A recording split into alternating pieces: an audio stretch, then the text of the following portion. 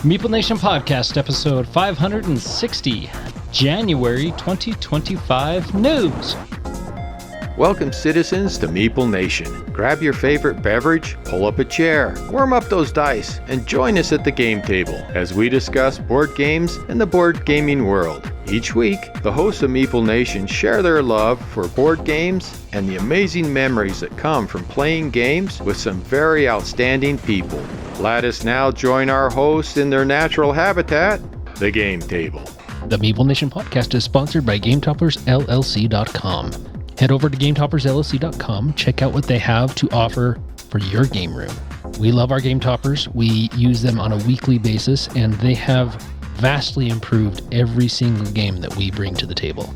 We've also taken our toppers to the conventions that we host games at, and they are definitely eye catchers. So if you want your game room to be an eye catcher and would like to upgrade every game for your game night, go to GameToppersLLC.com. You will not be disappointed. Welcome to the Meeple Nation Podcast. We are your hosts. I am Douglas Stewart. I'm Nathan Howard. And I am Andy Holiday.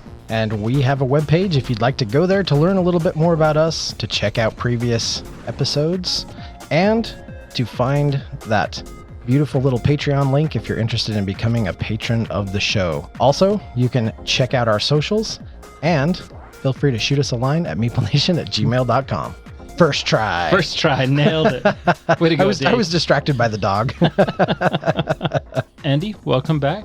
Thanks. Yeah, you were gone last week, and oddly enough, Dave showed up. And did he really? Yeah. It's been a while since I've seen you and Dave in the same place, so I'm not sure if you Careful are where you're going. people. Careful where you're going with this. Tread lightly here. Tread lightly. But no, it is good to have you back. And I hadn't even put that together. Now my mind is blown. Yeah. I've never seen Clark Kent and Superman in the same place. I'm Superman. Wow. I'm Superman. Well, there's no doubt about that. Speaking of Superman, though, that new trailer for the new Superman movie. Oh, yeah. You know, it has been a long time since I've been super excited about a movie, but I'm really excited about that. I showed it to my wife, and she's like, "Why is there a dog in it?" Because it's crypto. He's such a good boy. Yeah, no, she's like, I would have left that part out. Oh, really? Yeah. Yeah, for those of us who are longtime fans, Crypto isn't like, he's definitely not like a main character. You don't go read a Superman comic for that, but he's definitely in there. And I think more than anything, it's a nod to the fact that they're like, hey, we're really familiar with the source material. We know what's there, and we're sticking to that. And for a lot of us, that's a very exciting thing. We want to see those signs that they understand, in particular, the Silver Age and Golden Age of the DC Comics and who Superman was and why he's so important. For some people, those might not be the most exciting things, but for those of us who are fans, it really signals that they are familiar and are really trying to make it true to the source material. I was a big fan of that trailer. I thought it was very good. Yeah. I really like it starts off with Superman beaten. Yeah. Right. Yeah. And that's kind of always been one of my pet peeves of Superman is like, oh, you know, he's just unstoppable. It's nice to kind of see the trailer start off with a beaten Superman. Right. For me, that's probably the biggest thing that like caught me the most. And then I really like how this, and I'm terrible with actors' names, but I really like his portrayal of Clark Kent. And the klutzy, and it kind of reminds me of the old Christopher Reeves Clark Kent, where, the very awkward... Seems distracted and socially weird. All that. Yeah. Mm-hmm. And I really like how that persona, at least in the 30 seconds that I saw it on the trailer, was front and center. There is a difference between the disguise of Clark Kent and the role of Superman. I'm not ready to say like, oh, this is going to be the best thing that's ever been made. I have real mixed feelings about James Gunn and his previous work. So, I will just say I'm hopeful, and the trailer made me a little more hopeful. Yeah. All right. Sorry, I got us way off track. No, it's okay. We're doing this weird thing lately where apparently we start off with other media and distractions before we get into the meat and potatoes. But that's okay, because we kind of needed to fill some time so that it could finally click down to highlight 30. You know what? Yeah.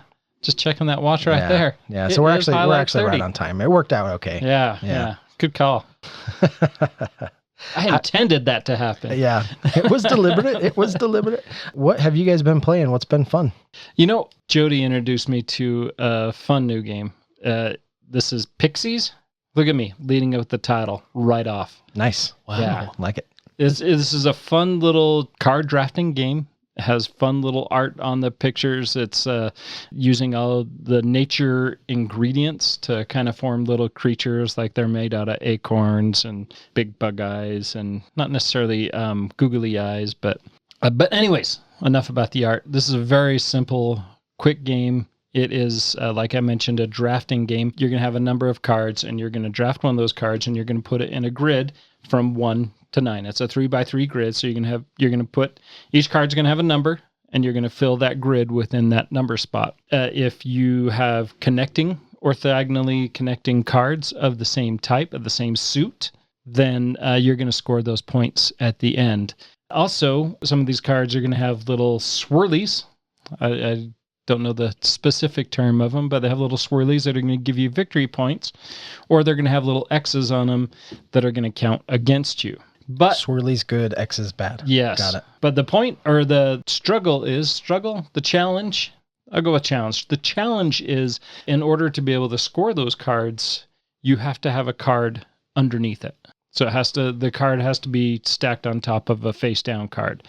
And the only way that you can put a face down card in a slot is if you have 2 of the same number. So if I have 2 3s, I'm going to choose one of those 2 3s to go face down, and the other one's going to go face up, and then I'm going to have the opportunity to score those swirlies. Scoring swirlies. Yeah, it brings back junior high memories. Sure right? does. Yeah. Nice. Can't wait to score me some swirlies in school today. Wow. If I have 2 3s, though, and I draft another 3, then I have to put that 3 face down in one of the open spots. And then the round will end when all 9 spots are filled. And then you'll count the positive points, the negative points, and just a very, very simple game. Only lasts about 30 minutes. You're going to play over 3 rounds, I want to say. An amazing, quick little filler game that is cute and a ton of fun. I very much like this, and that is Pixies. What's Nice. the player count? 5. 2 to 5. 2 to 5. Okay, Yeah. nice. Right on. I like it. The one that I want to talk about is one that we all got to play together. And I love this game. Yeah. We've mentioned it a few times on the podcast before, but we had a chance to play it the other night, and it was awesome. This was Andy's first time. Yeah, right? it was Andy's first time. This was Thunder Road Vendetta. And the time before that, we had thrown in some of the expansion stuff, but we had some new players at the table, so we stuck with the base game. But even the base game to this is really, really good. It's it's basically Mad Max, the board game. And it just is fun, right? Your cars are smashing into each other. They're wrecking the random crazy stuff. I mean, like one of the turns, Nathan pulled up and I don't know, you landed on somebody's car, you initiated a slam, and then that slam triggered another slam, and then that slam moved one of my cars into an oil slick, and then the oil slick spun me off into the wall and it blew up. Yeah. And it was this whole chain of things that happened. And in your mind, you can just see this like crazy, like cars bouncing off of each other and stuff blowing up and shrapnel going flying. And just all this stuff that is very cinematic and fun the whole time you're playing it. You know, I think that it's awesome that, you watch a movie and you're like, that would never happen. And then they captured it perfectly in a board game. They did. Yeah. Yeah. And there's so much about this game that I lost. All 3 of my cars were eliminated, but I had a blast. It brings that whole same feeling of Galaxy Trucker where my ship blew up, but I had a blast. Yeah. And all 3 of my cars were gone, but I love that game. Which is funny because we thought Doug was going to take it, and then we thought you were going to take it, and I ended up winning by some fluke. Yeah. Well, because everyone picked on us. It was like, he's going to win it. You pick on him. Oh, he's going to win it. Pick on him. And then Andy was like, zoom! Under the radar. Under the radar. You know, it worked out really good. I also just love, like, mechanically, I think this game plays incredibly smooth. The rule set on it is very slick. Even when you start adding some of the new stuff in, it all feels pretty intuitive to what you're trying to do in the race that's taking place.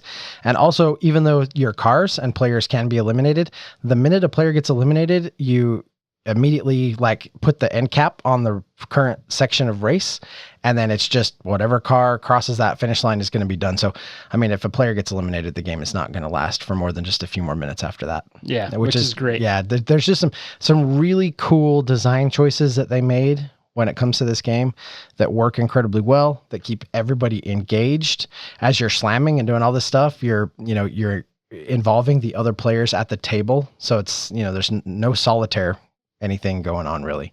I can't wait to explore more of this, especially the most recent expansion, which was the Carnival of Chaos, which basically it's an arena. Yeah, right. So instead of a racetrack, it's just a big like demolition derby style arena. Last car standing. Yeah. Wow. Wow. So can't wait for that. We've got a lot more to explore with this. I know that a lot of people have been enjoying this game for a while. It's been out for a while, but my Maximum Chrome edition just recently showed up, and I got it all punched and ready, and we've been playing it lately. I think that was our third or fourth game. It's my third game. Yeah. And so, this is one that is going to have some real staying power, and I think get to the table often. Yeah. I'm still having a hard time not picking this one up. Yeah. And I don't know how much longer I can refrain. Well, it was funny because who else was looking for it at the table? Was it Jordan? Jordan, that's right. Yeah. That's right. Your friend that was there at game night when we played, he was looking it up and trying to find a copy and like, well, do you think I'd be okay with the retail version? I don't know. This site has the Maximum Chrome. I could do that. He's going back and forth. I'm sure he pulled the trigger on it. I'm pretty sure he did. His wife is not going to let him come to game night anymore because I think he was totally pulling a Greg, and I think he bought every game we played and then bought a big paint set too. Yeah, he bought the complete quick paints or speed paints. That's right. Oh, yeah. She is not going to let him play with us. Yeah, we are a bad influence. A bad influence on people's wallets. Yeah. Not on people, just their wallets. But it's because we play the very funnest games. People don't want to miss out. We do play the bestest of games. Yep, For the most okayest podcast, we Yeah. play the bestest of games. There it is. Yep. But that is Thunder Road Vendetta. Had a great time. Can't wait to play it some more. Awesome. Well, this week my wife had mercy on me and decided to play a game with me. Oh, that's So nice. For her to actually play a game, to sit down and play a game, is rare. Not only did we play one game, we played two games. We played Acropolis and we played the Taverns of Tiefenthal. And I haven't played Taverns for quite some time. I tried to get it to the table on Friday, but Lydia wasn't having it. She was even the one that kind of brought it up. Yeah, she is. And then she quickly backpedaled. Yeah. She mentioned it as like in passing. Yeah. Wasn't not because she wanted to play it, and everyone was like, oh, is that the one? Or is that what we're playing? And she was immediately like, no, I didn't mean it like that. It's just a little too heavy for her. But anyway. Yeah, I love Taverns of Tiefenthal. It's one that I will love to get to the table as often as possible because it's one that clicks with me. It's one that I thoroughly enjoy. I like trying different strategies with it. And so we got to play that. Of course, I crushed her in that one because she just doesn't, I think that was her second time playing it. So of course you did, because it's Taverns of Tiefenthal. She beat me in Acropolis. So I was happy that we both got to win a game. There's an expansion coming out for Acropolis. Ooh, I am excited about that. Yeah. That's a great game. I love Acropolis. I do too. So yeah, we had a good time. Excellent. That's great. Well, we don't have a convention to talk about this time. So this that's kind of around, boring. right? Yeah. So I think we're going to actually be able to talk about some news. We're going to jump right into Meet O'Clock with the news. Yeah, it's going to be great. I'm not sure how much longer these time references are going to Yeah, last. it's a little silly. And the ironic thing is, I always look at my watch and tap my watch. Yeah, the Like watch that doesn't exist. I Yeah. don't have anything, and I'm tapping my wrist like it's Meet O'Clock. It's highlight 30, and people listening are rolling their eyes like, you idiots. They're not wrong. They are definitely not wrong. It is the world's okayest podcast. You got what you paid for. For a reason. Yes. All right. So we got new games that are available, new games that are in the wild, and new games that are ready to be picked up at your friendly local game store and added to your collection. So some that are out there that are of interest to us. There's a new one, and I just actually saw this today. Actually, I had seen it before, but looking deeper into this game, this actually sounds like a pretty interesting idea. And this is Dabawala. And so It's just kind of fun to say. it is just kind of fun to say. Reading into this, I had no idea the theme of this, the Daba, is in every morning in Mumbai, over 5,000 workers dressed in white swarm out to deliver more than 200,000 dabas, which are multi-storied lunchboxes. So the cover has the person on a bike. Behind them is this big stack of dabas. it goes on to say that even though some Dabas travel very far, they are delivered punctually via a network of intermediate stations and amazing reliability of 99.999%. That's amazing. Yeah. I will just make a quick note too that the guy on this cover has a big old smile on his face. And considering that his bike is just laden, loaded, like I don't think I'd be smiling. Something's wrong with this guy. Yeah, that looks like a lot of work. You don't want a flat tire. You don't want to slip on a curb or anything with those. But anyway, start of the game. The game's played over 2 phases. The first part, you are collecting Dabas and you are putting them on your board in kind of Tetris shape so that you have to stack them. You can't float any lunch boxes. They all have to start on a base and be stacked on. And then you're going to do a few rounds of that where you're building up your Dabas. And then you're going to go out and you're going to try to deliver some chai bonuses that you can get in there. This is just a very quick 30 to 45 minute pickup and delivery game with the pickup being Tetris style. And it's really kind of interesting. Wasn't really on my radar. I'd been around. I've seen the name a couple of times.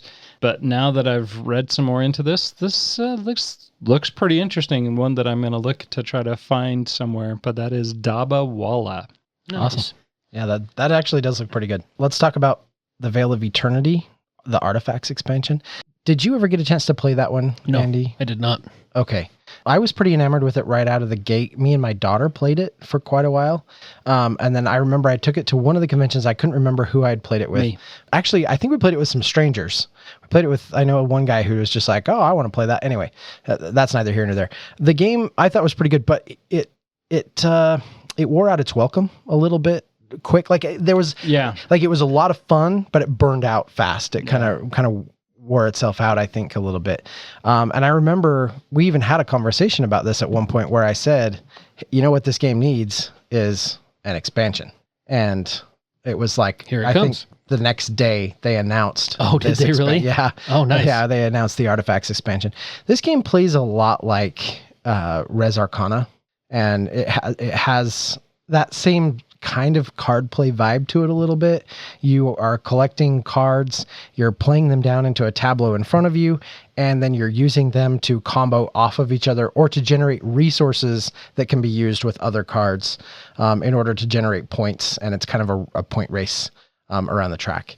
So is this going to, do you feel like the expansion is going to refresh this enough, or at least make it so it's going to increase the replayability for the future? Like, does it fix the problem that you saw? That's the question, right? Like that, and that's what I'm wondering. I don't know. That's the hope. Have you looked at the expansion, what it's offering? I mean, not yet. Okay. No, I know that it's coming out, and I'll be honest, when it comes to expansions, I actually rarely do. I actually like to be a little more surprised by what an expansion has to offer, if it's a full expansion. This is, I mean, you do know that this is just going to be cards, right? Because it's a card game. Yeah. And so the fact that it's Artifacts has me interested, because I don't believe the Artifacts is a card type in the game. If I remember, it's been a little while since I played it, but I'm hoping that this will breathe some life into a game that I enjoyed, but the you know, like I said, it burned itself out fast, at least for me and my daughter and the people that we played it with. So maybe this will revitalize it. I'm excited. But that's the Veil of Eternity Artifacts expansion. Nice. Well, hopefully it ends up being one of those times where they should have just included that with the base game, because it sounds like the base game needed something a little more. Yeah. Like I would doubt this was like deliberately cut. Right. You know, that kind of thing. Well, if they just came out with it so late, yeah, you're probably right. Yeah.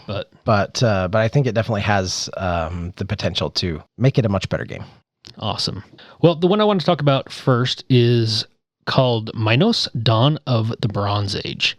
This game actually looks kind of cool. It does have area control, which isn't necessarily our favorite, but it sounds like the area control majority influence is not necessarily the main part of the game. But in this, you're in the ancient realm of Crete, amidst sun-drenched shores and labyrinthine corridors of Knossos. And the fate of the Minoan civilization is yet to be determined. As a member of one of the 4 illustrious Minoan clans, your destiny beckons you to vie for the prestigious title of Minos, the ultimate leader of your people. So as you're playing the game, you're going to be drafting and assigning dice to the programming board. And then with the lower value dice, you can secure stronger actions, but the higher value dice will help you climb up on the tracks and gain the benefits of the tracks themselves. So during the action phase, each player is going to take their dice in order from the highest to lowest and perform the pre-planned actions. And then the players will also be building their tableau up. And each card has an instant effect and a triggered reward connected to a very specific action or the die value. And they can use that to make the action more powerful. And then twice per game, you're going to score victory points for the progress you've made on your civilization. Sounds kind of cool. I like a lot of the mechanics that are involved in this. It may be one that I might be interested in picking up. I'm not sure yet, but I'm intrigued anyway. It's kind of neat. Yeah, actually, the first thing that kind of jumps out on me to me with this one is the board, right? It looks pretty cool with all those components out. It looks like it's got some really nice components. There's some really cool things going on there that are actually pretty intriguing. The art on the cards looks pretty good. Yeah. I'm curious about this one. I like the pre-programmed stuff. I like those types of games where you're programming things and then somehow, some way, a wrench always gets thrown into your program. Then you're playing damage control. Right, on the next round. Okay, well, that didn't work out. I've got to do this and this and this to make up for that, and then I need to try to accomplish this. Anyway, I like the forward thinking that's involved with the programming aspect of it, with all the other mechanics and how that's integrated. I think it sounds kind of different and unique to anything else I've played, so I'm kind of excited to try it.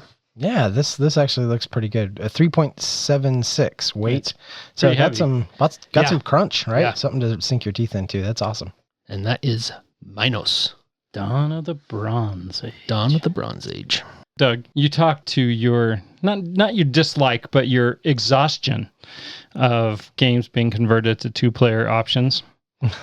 Well, it's just something that's happening, right? It's just, it's crazy. There's this, but okay, side tangent, and I won't make this like super long-winded. I was actually, as I was looking through games, and this is something I was looking over lists and stuff, it isn't just the ones being converted. I'm noticing like a real uptick in just the number of two-player games that are being developed, just two-player games. Yeah. Right? Like it's something that I think has kind of surprised me. When we talk about some of the new game announcements, I've got a few of those on the list. But anyway, yeah, I'm, to be clear, not opposed to it. I just think it's like we have these fads that happen in the industry. And for a long time, it was, well, we need to crank out a roll and write version. And now it's like, well, we got to crank out a two-player version. And it just seems to be, kind of makes you wonder what the next one will be. Yeah. Well, Res Arcana Duo. Yep. There it is. Is one that's on the list. And this is kind of this is an expansion for Res Arcana. Yeah. That has a two-player variant with the cards. The cards can be assimilated into your Res Arcana deck and played just as normally as you could otherwise. I mean, the box is a fully functioning two-player version of the game. Yes. But I love that they did that the cards can be integrated into the full version. I think that's pretty smart. Because what it does, because there's a lot of people out there that are going to be like, yeah, I don't really need a two-player version of this, especially since Res Arcana is already like fine at two players. Yep. But there's a lot of people that are going to be like, but it's more cards for a game I like. Okay. Yeah. Sure.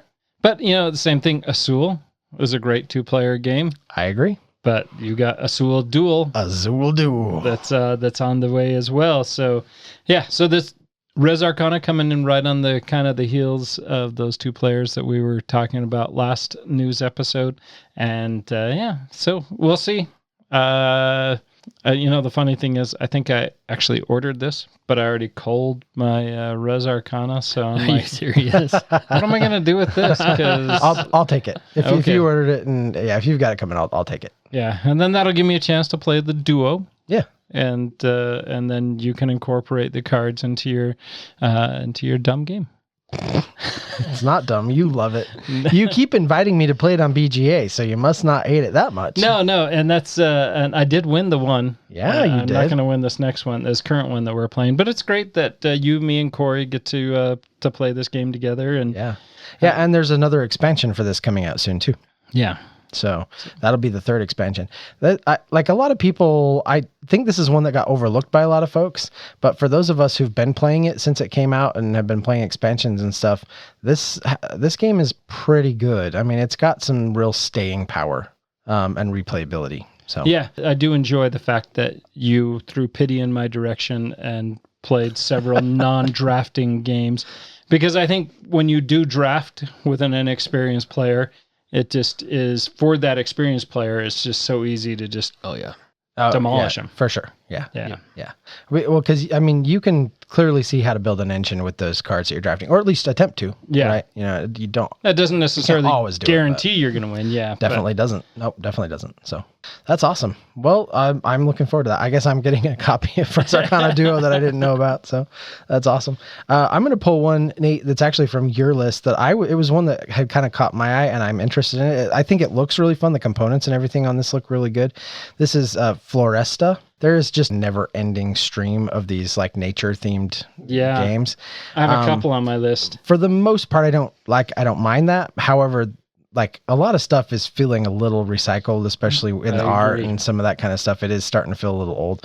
I'm starting to get a little worn. But this one looks pretty good. This is kind of a forest management game that's set in Portugal, which I think is kind of interesting. And you set up your forest and build out your tableau. And then there's wildfires that can come in and wipe stuff out, or that you have to try to fight or take care of. And I don't know, this seems like it's another nature game, but it kind of seems like it's doing some things that we haven't seen before. And it looks really good. And so it's one I'm interested in. Yeah, no, I'm interested in it too. I like that it has another one of these 3x3 grids where you're playing stuff into the grids. You're putting your trees into the grid to be able to try to create your growing nature path along all the grids. I like the theme of it. I do agree. I mean, you put this in the Cascadia vein, right? Because Cascadia is kind of, for me anyways, like the first one, the one that sticks out anyways. When I see the cover, that's what I think of. Definitely like the cover. If you were to just like quickly kind of glance at the cover of this, you would almost be like, "Oh, is this a Cascadia expansion?" Exactly, for sure. Yeah. But again, I mean, there's some great games that are in this whole venue. Earth is amazing. Cascadia is amazing. Both the draft and rights, roll and rights of Cascadia. Excellent games. I thought they were great. Yeah. Really good. No, this Florestra? Florestra, I think is, Florestra. I might have pronounced that wrong, but Florestra. But yeah, I think it looks really cool. And I like what makes it unique is that 3x3 board that you're trying to play stuff on that gives it difference. It's Floresta. There's no R. Oh, did I just put an... Oh, is it in the notes? There's an R in there. Oh, you are correct. Yeah, there's no R. Floresta. Thank you. Right. Thank you, Andy. Thanks for being observant. Thanks for not spell checking me live on the All right. No, that does look fun, and I like the artwork on that. The next one on my list that I wanted to talk about. This is Deep Sea Adventure Boost. This is a filler game that it has a pressure luck element to it. It kind of reminds me of Deep Dive, actually. So in Deep Sea Adventure, you and up to five other explorers are searching for riches under the sea. While you are all rivals, you're also poor. So you've decided to share a submarine and rent a shared submarine, which means you are also sharing air.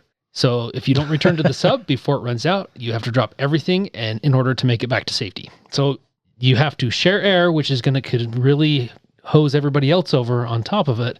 And with Boost, so the biggest difference with the Boost edition is it gives you 3 extra dice, and you can sum those dice to give you an extra boost to get a little bit deeper, to get to a little bit better treasures, but it uses 1 extra unit of air. So once again, it's about air management. This is a pressure luck game, dice rolling game, and has a pick up and deliver element where you're trying to pick up the treasures or that you're finding in the deep sea and get them back to your submarine before you run out of air. All right, because you're talking about this, and I'm like, this is not a new game, because I have Deep Sea Adventure right there over your shoulder. This is Boost. Yep. I like it. Very cool. Yeah, that was a game that was always, it was fun to play, because the first time we played it, everybody died. Because we all tried to go too far. Yeah. And then once you pick something up and you're going back up, you're using more oxygen because it's heavy. And then the second time we played it, it was like everybody only went down to like shallow water. Oh, really? Because everybody was scared. They're like, I'm not going down anymore. All my guys died. So it takes a few plays to get understand where you're going to go with the game. The nice thing is it has a very quick playtime. So. Yeah, it's a great game, and I'm looking forward to this Boost. Oink Games does a really good job with their little small box games. They really do. They have some fun ones. Good airport games. Yeah. Have you guys played Kingdom Builders? Is this one you guys? I forget. I have the base game. You have the base game. Okay, Yeah. is it when you've brought it? I feel like we've talked about it, but I just can't remember. Yeah, I had the game. I called it, and I'm actually this 10th anniversary. I might pick that back up to bring it back to the collection. Does the 10th anniversary come with all the expansions? Well, isn't that such a great question? I believe that it does. Because if it comes with all the expansions, that would probably be worth picking up. Okay. Was this the one that you said you and your wife would sometimes play together? No. So I played this with my daughters at BGG, not last year, but the year prior. We got I think it was just the base game that we pulled out, and I quickly refreshed on the rules, taught them, and they had a good time. So I think I played it with both my daughters and some random guy. Some random guy. That guy. I think the random guy won. He was more familiar with it than you guys were. Yeah. I was well, I guess I should rephrase that.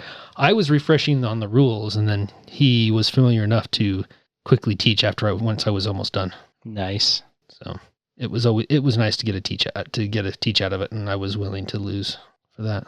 That was a price well paid. It doesn't look like it includes expansions, just for the record. It does have some blinged out stuff, but it's it doesn't look like it has all the expansions. From what I can tell, it's looks like a re-implementation of. Oh, maybe it does, because it says it's a re-implementation of the anniversary edition, a different. Yeah, the anniversary edition came out last year, or 2023. So this is the 10th. Why would you do an anniversary edition and then a 10th anniversary? That feels a little weird. Does that not feel a little weird to you guys? It does. Am I up in the night with this game? We made some money last time. Yeah. Let's do it again. I'm going to correct myself. I actually won that game. Oh. By 1 point. Way to go. Yeah.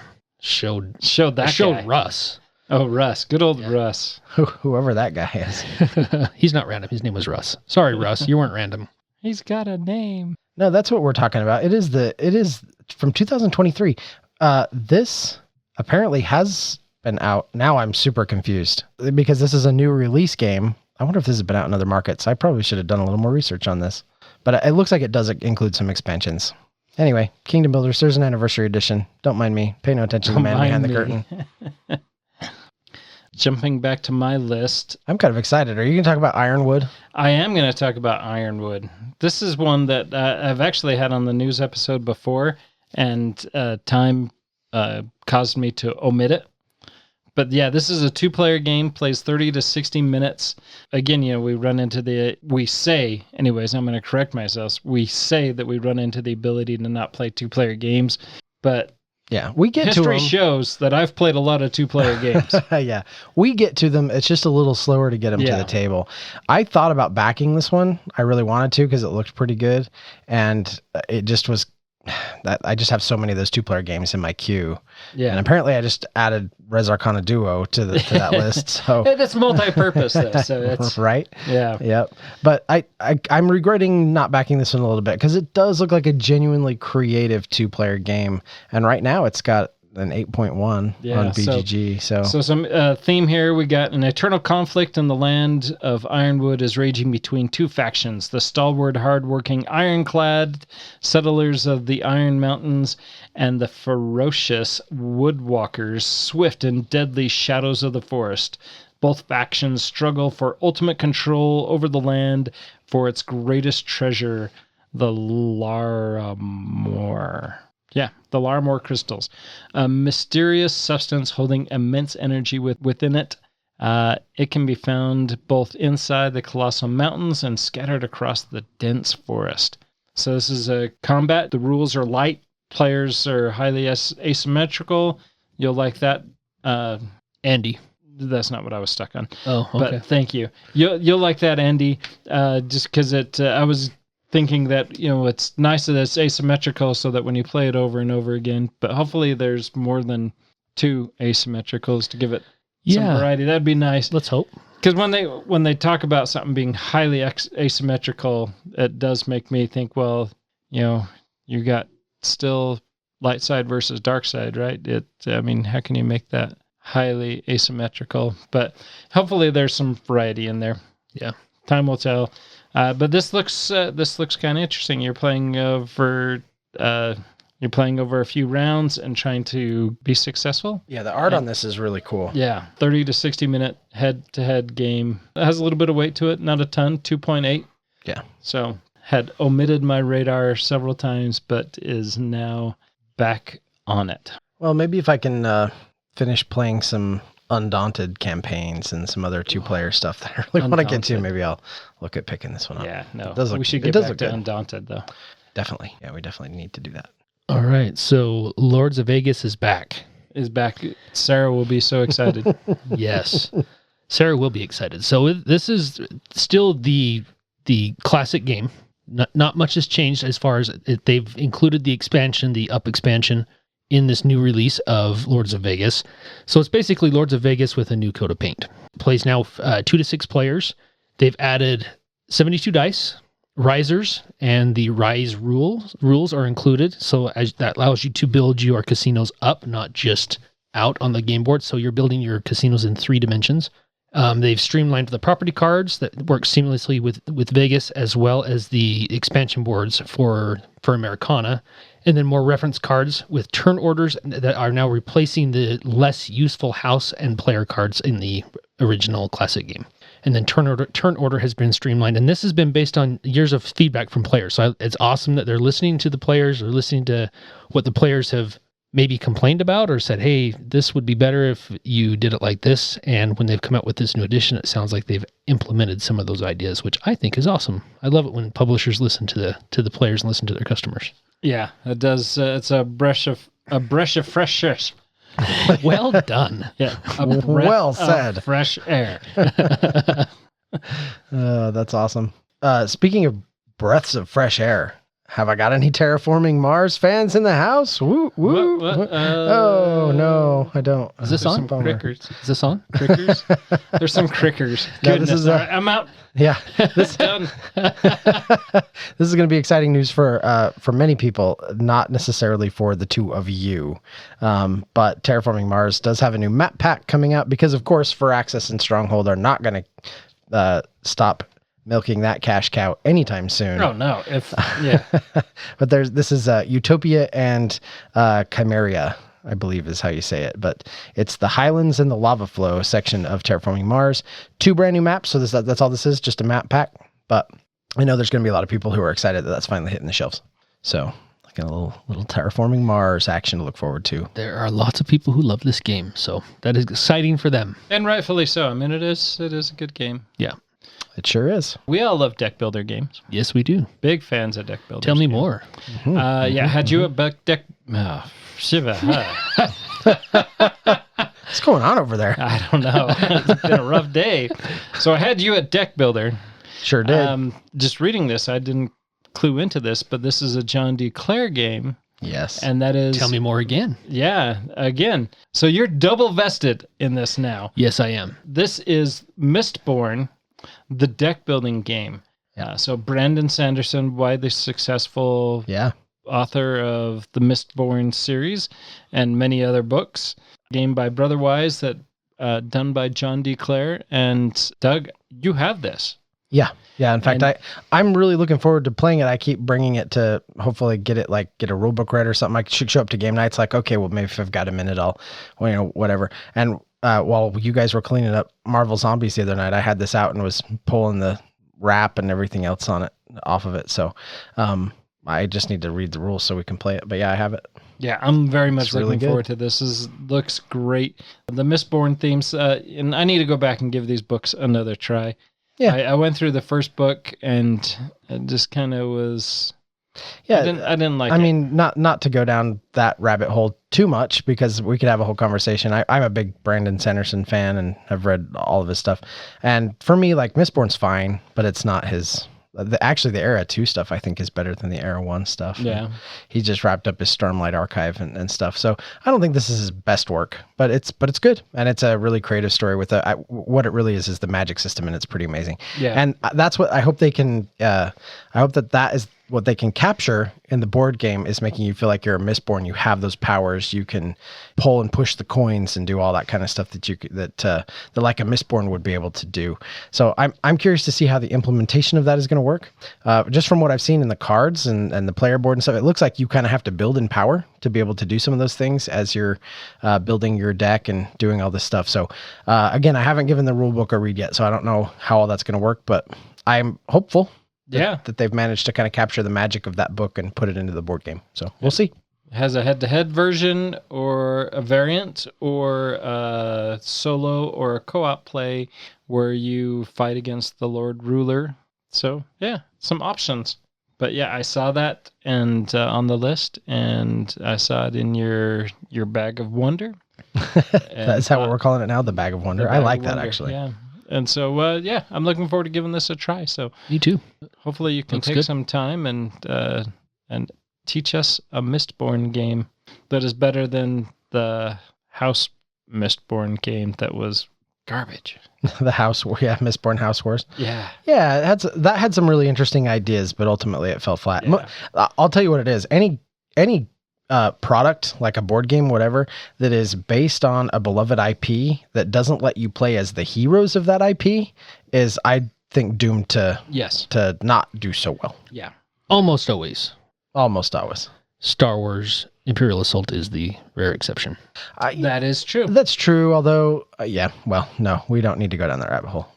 I still think rabbits here. I still think you get a lot of time with the hero. You become the heroes, and you still get time to rub shoulders with the big heroes. Yeah, so that game just is awesome. I will never say anything bad about it. Full stop. That's going to be on this. It's going to be on the docket this year. We are going to play through a campaign. I like that. Of Star Wars Imperial Assault. Yes, please. I would. Yes, please. Let's do it. All right. So my wallet has been made lighter this month. Oh, we must be talking about Shadows of Brimstone. Yes, we are. Are we really? Yeah, we are. Love that. Oh, Shadows has got you, Andy. I know it does. And not only does Shadows have me, but they came out with a Draegr expansion. So an Draegr enemy pack, which, the first time I ever really knew what a Draegr was playing Skyrim, and which is my favorite video game of all time. Mm-hmm. So you combine that with Shadows of Brimstone, and yes, please take my money. And they did. And they did. Quite effectively, actually. So I'm excited. I got this. I still haven't put anything together. That's the one, like I've said in the past, that's the one downside to Shadows of Brimstone is all your miniatures you have to assemble. So I haven't assembled these yet, but I am excited to get them all glued together and maybe painted, but probably not because I have so many miniatures to paint. But to get this integrated into all of my Shadows of Brimstone stuff and hopefully get them to where we can actually start fighting them. The one thing I like about the enemy packs and everything else is they all come with, most often they will come with missions, just one or two of these missions, unless it's a big enemy, and then you'll have a few more. But you'll never run out of story and missions with Shadows of Brimstone because everything comes with something. Because the story is fairly light. Your scenarios are not super narrative driven. You got a little bit of narration, so it is probably fairly easy for them to roll those out fairly quickly and without a whole lot of effort. But I'm excited for this. I'm excited to get this integrated into all of my other stuff. And yeah, they took my money.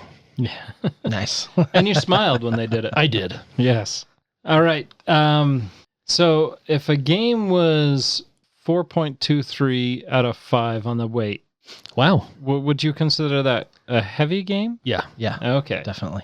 So when a description says Civilization is a medium heavy to heavy Euro style game, they don't know what they're talking about. Civilization? Civilization, yeah. Yeah, this is definitely is that how they describe it? Yeah, it's a medium heavy to heavy Euro style game. Well, we're obviously I guess it's a matter of opinion, I suppose.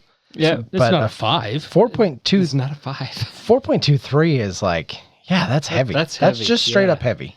So I remember we were at BGG back in November, and the folks that were sitting at the table next to us, they started off their day with I can't even remember Hermogeny. Oh yeah, Hegemony. Hegemony, yes, yeah. Hegemony, and they played that for like 6 hours. Yeah, it was on the table. And then they jumped into this game, and they were sitting at the table learning how to play and playing at the same time. Sure. So that 6 hour time frame is not a set time frame for experienced players. But then they jumped right into this Civilization, and again, another 5 hours that they were there.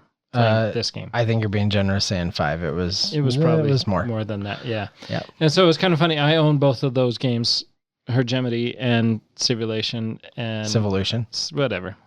Okay. Is that where we're at? Okay. Got it.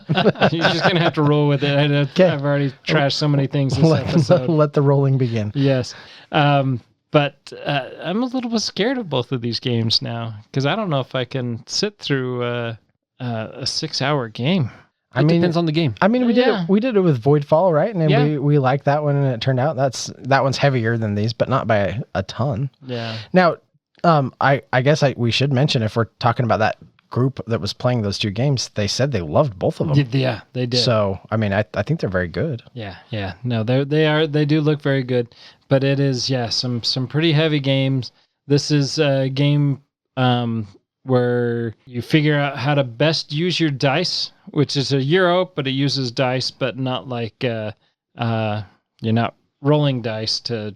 It's not a dice chucker. It's not a dice chucker. It Right. is a Euro style game that uses dice, much like Voidfall. But you're trying to make kind of a tech tree like structure, Andy. I know how much you like tech trees. I do. Spreadsheet, the board game. Yes. You know what? They should make a spreadsheet, the board game. I'd totally be into that. I know you would. Yeah. How many copies would you buy? Is the question. They already have Tech Tree, the board game. Do they? Yeah, it's called Beyond the Sun. You're trying to zing me. Gotcha. Zing. Did you feel that? A little bit, yeah. A little bit. It was an okay game. No, it is an okay game. And I actually do like Beyond the Sun, and we played a game online the other day. It's a good game. Yeah, and it is one that I would like to get to the table more often, for sure. They should just reprint it so it looks good. Yeah, that was probably the biggest downside of that is the art was boring. But anyways, Civolution. But I'm rolling. I'm just rolling with it. You're just going with it, yeah. The art looks a lot better in this, so it is more catching and not so boring to look at. Game of possibilities and opportunities. Hoping to crack the seal on this and give this a shot. Okay. Well, maybe after we play Nucleum. Because Nucleum is another big, dry Euro-style game. But I'm so excited about playing it. I've had this on the shelf for a while. Yeah, you have. And I really want to play it. This is just time and rulebook, right? Like, I just have to have time to learn some of these games. Actually, in the coming year with BryceCon and some of these, I'm really looking forward to it because I think that I'm finally going to have some time to sit down with rulebooks, learn some of these Shelf of Shame games, and get them played. I'm hoping that this is one of them, Nucleum. Now, I'm not just talking about this for no reason. Nucleum came out in 2023, has an 8.2. People really like it. Apparently, it's really good. It looks good, and I can't wait to play it. Earlier this year, they had a Nucleum Australia, which was an expansion that came out 8.5. And both of these have that low the low 4. No, that's good. Yeah, 8.5. People like it. But it also has that low 4s. Like, I think Nucleum had like a 4.15. Australia has like a 4.26. Anyway, Court of Progress is just hitting the shelves. And this is the next expansion for it. Yes, I have already purchased these expansions for this game that I have not played. But I think I'm going to like this one. I've never done anything like that. I'm kind of fully committed to it. But this Court of Progress looks really good. And it also has an 8.5. It looks like it's pretty well liked. So if Nucleum's your jam, definitely pick up Court of Progress. All right, that's enough for games that are out. Let's look at some games that are on the horizon. Yeah, new announcements. So I just got my copy of Rebirth for the Kickstarter. So new retail version should be on shelves shortly, not far behind this. This is one I'm very excited to get to the table. Rainer Knizia's newest game, Rebirth, just looks amazing. It's definitely one that I want to play. And it's The Good Doctor. The Good Doctor, Rainer Knizia. That's right. Do you guys like ponds and frogs? And ponds. Ponds. I heard pawns, like a chess pawn. Yeah, sorry. People that you just use. It's my Utah accent, I guess. No, do you like, if you like ponds and frogs and beautiful art, you might be interested in a game that just got announced called Pondscape. Pondscape. That sounds interesting. Well, it's a strategic card game for 2 to 4 players that lasts about 30 minutes. So it's kind of a little filler game. But what drew me into this one was just the art. It actually looks really cool. It's one of those where you're building your own thing, but then there's some sort of mechanic with the frogs where they go around and you are trying to, I guess, feed them the most or do something that will help them or entice them in some way, shape, or form. So it's like you are building your own tableau, but then you have sort of this community thing that's also taking place. So I thought that was kind of an interesting theme and an interesting mechanism. Pondscape. Pondscape sounds like almost like Pond Scheme. Ponzi scheme. Or Pond Scum. Or Pond Scum. Wow. Yeah. Okay. Might have been a better name, really. The art would have been a little more fun. Yeah. On Pond Scum. Yeah. I'm not sure how many people would be interested in, hey, yeah, guys, let's play Pond Scum. Pond Scum. I don't know. Maybe. Maybe that's the sequel. All right. So have you guys been a part of a waddle before? It's a personal question. Yeah. It's like a group of penguins. Oh. A waddle of penguins? Yeah. Waddle of penguins. Can't say I have. I have not. But I'm intrigued. You could be. I do waddle sometimes. Okay. Well, you're halfway there. So Am waddle I living on a prairie. I was just going to say it. Oh. Wow. All right. So Waddle is a new game that is going to be coming out. It's a filler game also. It plays in 15 to 25 minutes, 2 to 5 players. You're strategically placing your penguins to form groups and claim fish to score the most points. Turn order in this is what it matters a lot. At what point in the round you are going to be taking your turn. So, and it's tracked by marbles on 2 different column tracks. So on your turn, you have 2 options. You can place a penguin onto an unoccupied hex adjacent to the lowest numbered water hex, and then pick up your marble and place it on the top of the same turn track column. Or you can scout ahead by picking up your marble and moving it to the top of the inactive turn tracker column. So scouting ahead can be important because you going earlier in the future could allow you to grow or connect into a large waddle or group of penguins and claim bigger fish to score more points. Using those 2 actions wisely to score the most points, to take advantage of where you're at in the turn order, or to try to jump ahead so that you can take advantage of your position in the turn order to become part of that larger waddle. It sounds like maybe a fun little filler game that you just bust out as you're waiting for games to get finished. Yeah, we'll see. I'm sure Nathan's picked it up already. I am intrigued. I am definitely intrigued. I don't see that I can pre-order it yet, but maybe with a little bit of research, I'm sure I can find somewhere to pre-order it. Wow. That is Waddle. That is Waddle. Waddle. I can't remember who it was, but a while back we were talking about hand management games, and someone suggested that we should check out Ethanos. And I have been on a search to find a copy of Ethanos for a long time so that we could give that a try. Ethnos for those who say that too. Yeah, but Ethnos. yeah, this is an out of print game. Yes, It's been out of print for a while. It's been out of print for a while. Well, good news. There is a second edition coming out. Yes, there is. And I am very excited for this opportunity to get this game to the table. It's a 1 to 6 player game, plays in 45 minutes. And as mentioned, it is very much a open draft hand management game. It does have some area influence, majority control, but I think this is a game that is going to be great, and I'm very much looking forward to giving this a try. There is a version of Ethnos on BGA, which I need to get some rules read, so that I think it's either in alpha or beta right now. But yeah, I have a little bit of a rule about not learning a game on BGA. I like to play it at the table first, but I do too. If for something out of print, you might. I don't know. With the second edition coming, I don't know. I have to think about that a little bit. But that's why Richie's my go-to for. I'll just send him an invite to a random game, and he's my guinea pig for learning games on BGA, and nice. I learned how to lose them effectively. You two have each other. That's great. I actually have played Ethnos. I've played it once years ago at SaltCon. Oh, really? Yeah, and I don't remember anything about it. Oh, well, good. So, good. So it'll be fresh. You know, it's funny because I've realized that this is a tangent, but I do realize that my memory isn't what it used to be. So I've been playing Diablo 4 and my son Caden has been playing Diablo 4, and he was asking me about the story, which apparently I'm further ahead of him in the story further ahead in my story than he is in his. And he's like, Dad, do you remember this part? And he's like describing, I'm like, I have no memory of that at all. Like, that doesn't even sound familiar. He's like, well, you're ahead of me. How can you not remember? I'm like, well, on the bright side, I can play it again and it will be all new. It'll be all new. Yes. It's going to be just as exciting as the first time I played. Well, I actually think that it's actually kind of a sandbox. So there are some parts of the story you can experience before others, I believe. Maybe so. I'm not as familiar. So it could be that your memory is not failing you as bad as you think. Maybe. I'm just trying to trying to throw you a bone. Andy. You're getting old. Get used to it. Oh boy, spend a lot of time going into a room. You're having a real shoulder angel situation here, aren't you? Yeah. Angel devil. Yeah. Huh. Wonder which one's which. Remember which one was the good guy.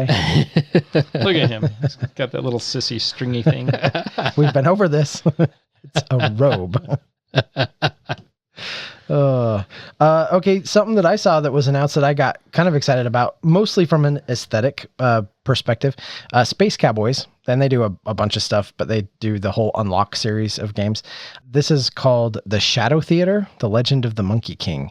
The board in the center, it's like, and I can't tell if that's like each player gets like a their own sort of divider kind of thing, or if that's a central part of the game, but it is really cool. The art on it sticks up. It's kind of this 3D component on the table, and it has that really cool shadow box feel to it. So how players are interacting with that and what that means exactly, I don't know. It could just be an aesthetic thing, but it really caught my eye. Like when I was thumbing through stuff, I was like, whoa, that actually looks kind of special.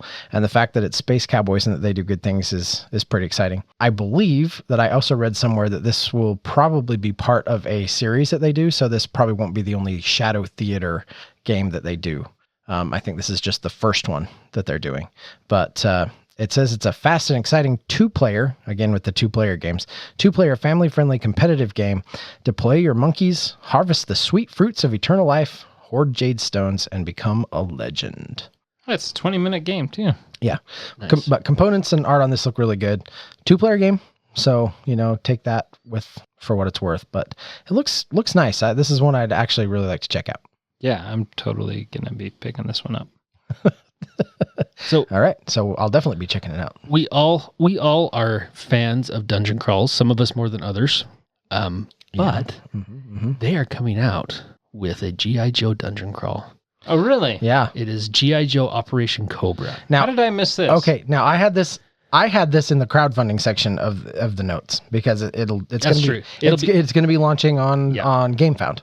Yes. Right. But I saw this too. And I was going to bring it up and try to like spring it on Nathan in like a fun way. Cause I was like, honestly, Nathan, okay, I don't want to overhype this and I'm totally hijacking you. No, you're good. Andy. Go ahead. But like this, to me, this looks like the G.I. Joe version of Star Wars Imperial Assault. It does. It totally does. It is Star Wars Imperial Assault G.I. Joe, but G.I. Joe. And now Nathan is like, I'm done with the podcast, and now I'm reading and looking. You guys carry on. Anyway, hit the follow button on GameFound if you want to find out a little bit more about that. The only thing that I am a little bit like I have a little trepidation with for this is it's a new publisher. It's like OG Games or something like that. So it's a new design studio. OC Games, that's what it is. Anytime it's a new untested developer, I always am like there's always a little bit of an asterisk there. However, what was it? Is it Fantasia Games or whatever that did maybe was it Fantasia? I can't remember. But it was Endless Winter. Paleo Americans was like their debut game, and it was phenomenal. So sometimes a new studio can really like shock you. Well, and I think they're working because they're collaborating directly with Hasbro. I think I'm hoping that doesn't mean anything. But it could. I mean, it could though. It could, right? Yeah. It's not that Hasbro is producing it; they're paying someone to produce it. So I think they're going to require a little higher. I would hope anyway, because it's got their name on it and it's their IP. Yeah. So. Cautiously optimistic. Yeah. It looks awesome to think of a G.I. Joe dungeon crawl where you get to play the heroes and go in and have dudes on a map exploring and trying to undermine Cobra. And it sounds awesome. Yeah, for sure. It does. Now, 1 to 4 players. Now, which link did you follow? Because you can follow in the show notes anyway. There's a link to the actual GameFound page, and there's actual images and videos and stuff for you, Nathan, if you want to look at that later. Or you can scroll down right now. But if you scroll down a little ways, you can kind of start seeing the maps and stuff, and you'll see why we're comparing it to Imperial Assault so much. I did just push the follow button. I knew we were going to get him with that one. That's awesome. We'll definitely be playing that in the future. Yeah, it looks good. I'm excited. Know? Huh? How do you know? I know. That it looks good, or that you're going to follow it? And that you're going to be playing it in the future. Well, if one of us reads the rules after you buy it, we probably will. We'll just open one of your copies. One of my copies. One of them. One's not going to be enough. He's going to double back it just to be safe. I need 2 copies, please. That's awesome. Okay, moving along with some other stuff. War of the Ring, which is a game that we've talked about. This is the 2 Decades limited edition. And I will tell you, you got to have some cash to drop on this bad boy, but it does look pretty good. War of the Rings is, it is to many people the sort of quintessential Middle-earth board game. The 2 Decades limited edition is something you're going to have to jump on pre-orders for pretty quick because they're taking those orders now. But the base game for this runs $500. Wow, really? And if you get it with all the expansions, it runs like $850. Whoa! But it does come with some like quality boxes, storage solution, all that, pre-painted minis. I would hope so. Yeah. They're not like hand painted there, but they are like the painted colored minis and everything. So this is a very highly produced version of the game. Okay. So, if that's interesting to people, it's out there. Also wanted to make mention of the Great Western Trail, El Paso.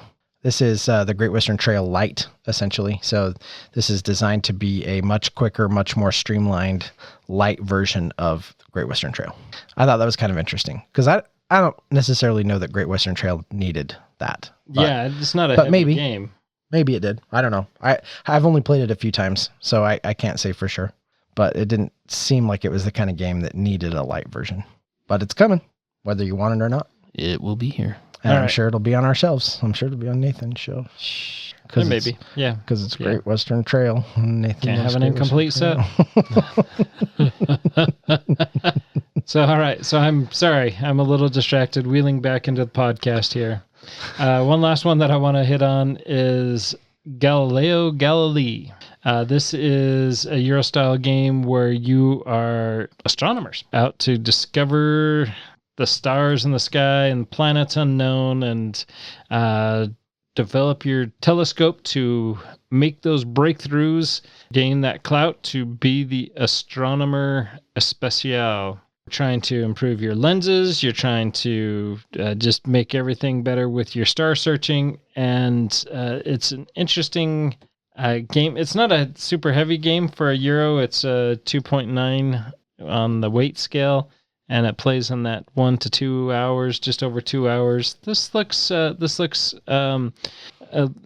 does look a little dry, so it fits that Euro mold. But actually, some of the pictures look all right. I guess maybe it's just because of the whole planetary investigation and discovery. You had me at discovery. Sure did. Yeah. So I'm looking forward to giving this a gander at further, and maybe you will too. Galileo Galilei. Nice. All right, one last one I want to talk about on this list is Alpha Team Mechanized Battle Force Go. Oh, that's a mouthful. It is, and you get interested. You get to pilot giant robots and work together to defend the city from giant monsters. So, a giant monster is attacking the city. You and your friends must use the power of teamwork to overcome evil. Oh, the power of teamwork! I love the power of teamwork. Yeah, exactly. It's like Captain Planet, but not. And Alpha Team Mechanized Battle Force Go is a cooperative game with pick and pass style card drafting where players work together to defeat a giant monster, draft cards to defend against the monster attacks, and to pull off combos with your teammates to save the city. Nice. You know what? I think we should just go ahead and stop doing news episodes. Nathan's wallet always hurts after these. I do. Now, is the power of teamwork, is that similar to the power of self-respect? Is it with awesome? Because it's a power of teamwork to overcome evil with awesome. So if it's with awesome, then yes. Scott Pilgrim overcame evil with awesome. Okay, then yes, it totally is. Okay, I'm in. Yeah. All right, I'm in. Okay. Team U is just weird. Team U? What are you talking about? Team U? Yeah, I'm looking at BGG Oh, has the advertisements on the side, and I'm like, oh, what in the- Temu, shop like a billionaire is the thing. Oh, I'm like, what in the world are you guys selling? That's garbage. Garbage. Who's shopping on Temu?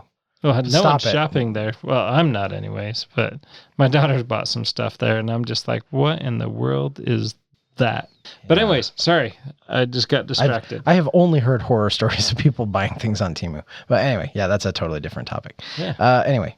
Back to our regular scheduled episode. Real. How did you guys feel about the Mandalorian Adventures? I'm looking forward to playing this with my wife. Doug, you and I, we'd played a couple, and I would very much like to finish our run through it. Yeah. But I would like, because it is a 2-player game, right? It was very, I would say, falsely advertised as a 2 to 4 player game. It is a 2-player game. Yeah. Some of the missions you can play with 4 better than the weird tacked on rule that they had. Yeah. I mean, we do want to be careful when we say stuff like that, because some people are like, no, it plays 4, and it does. Technically, by rule, it does, but it's just that it was garbage. You should play it as 2-player. Yeah. I totally agree. Well, speaking of 2, this is the Mandalorian Adventures Clan of 2 expansion. So we've got a new expansion coming for the Mandalorian Adventures. This is essentially season 2. So, with the Mandalorian Adventures, we got a lot of missions that walked us through season 1 of the TV show. This is now, we're going to walk through season 2 of the TV show. Nice. So does that mean they're going to have a Book of Boba Fett one too? Only if there's the low-speed chase on the scooters through. Oh, my goodness. Oh, I forgot about that. The little Vespa scooters. Yeah. Oh, that was that was painful. terrible. It was painful. It was bad. Oh, man. Who suggested that? I don't know. Then who said, you know what, that's a great idea.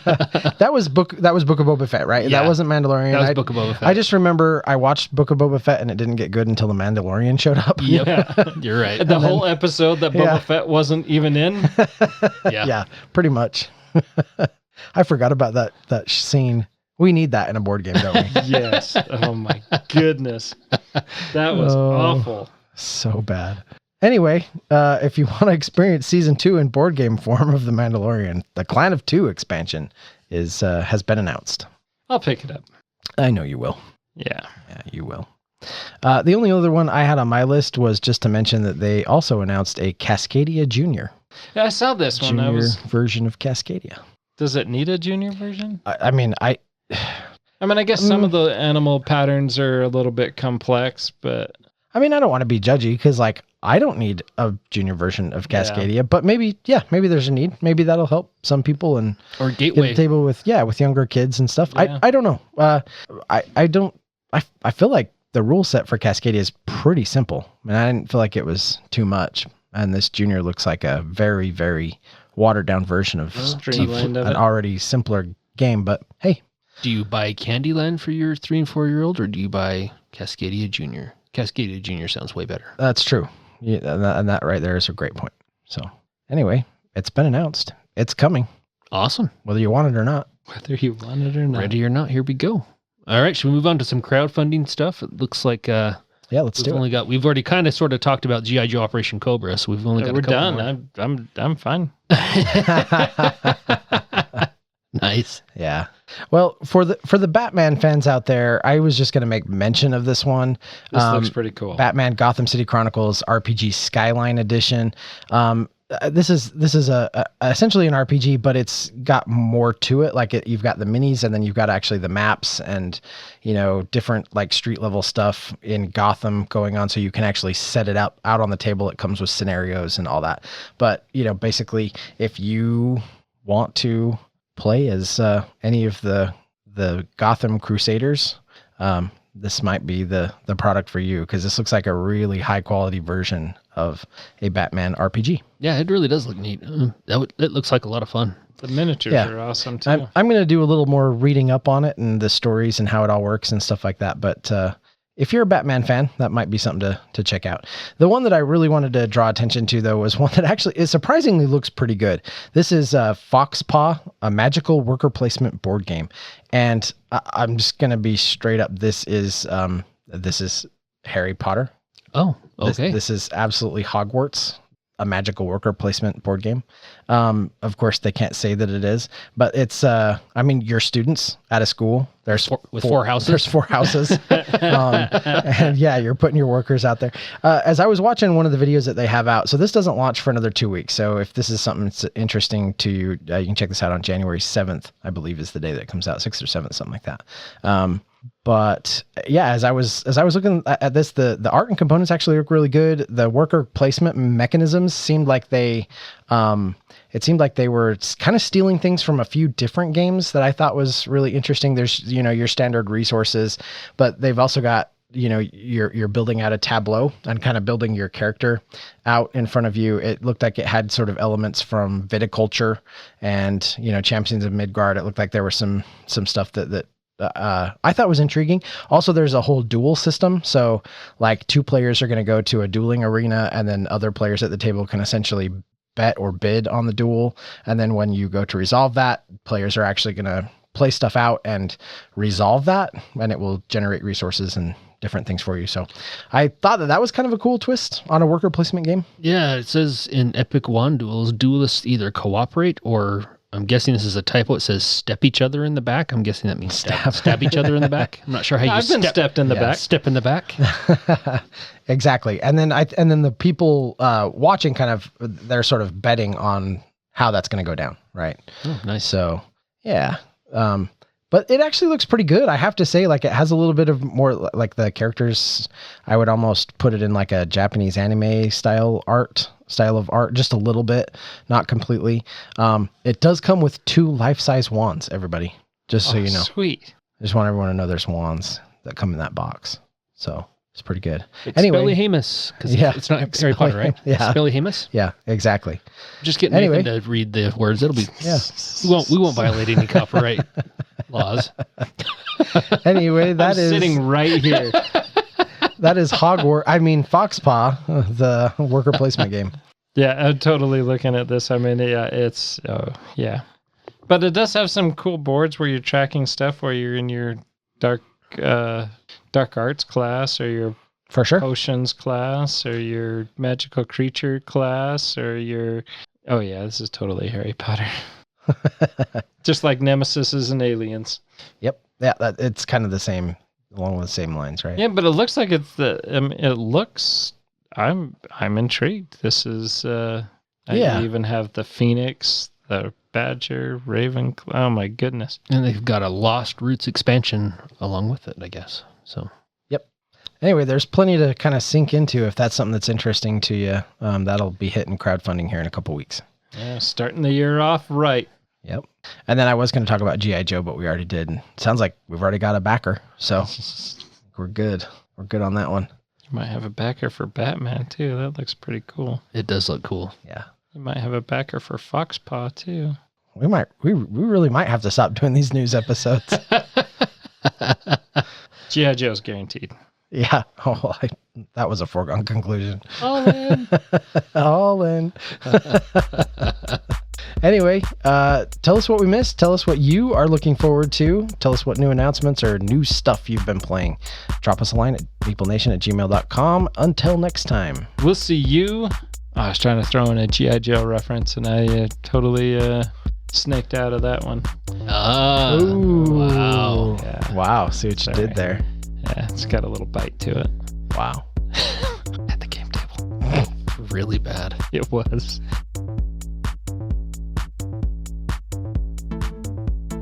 Thank you for listening and being a part of Meeple Nation. If you would be so kind as to follow, subscribe, share, and rate or review this podcast, it really helps to spread the fun.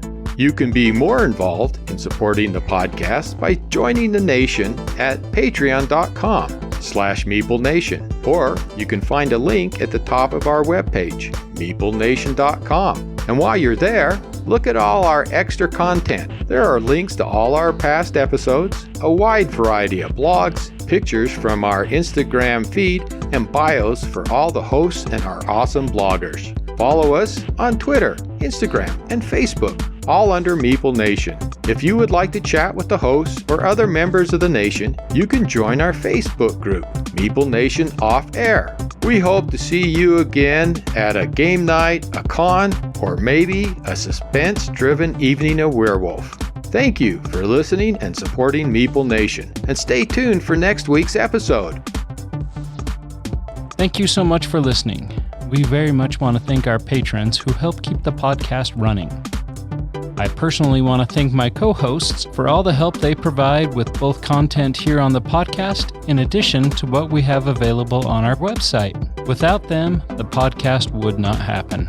If you too would like to support the podcast, you can join the nation at patreon.com/Meeple_nation. Or you can find a link to Patreon at the top of our webpage, meeplenation.com. If you have any questions, comments, or games you feel should be on our radar, you can always reach us at meeplenation@gmail.com. We can't wait to hear from you. I am grateful to Doug and Andy who helped me edit episodes, and I want to thank James and Kim Clark who do the editing on our blogs and on our webpage, which can be found at meeplenation.com. We want to thank Brain Detergent for our music. If you want to find more from him, you can follow his links that can be found on our webpage, or simply search for Brain Detergent on YouTube to find more of his tracks. Thank you again for listening and being part of the Meeple Nation community.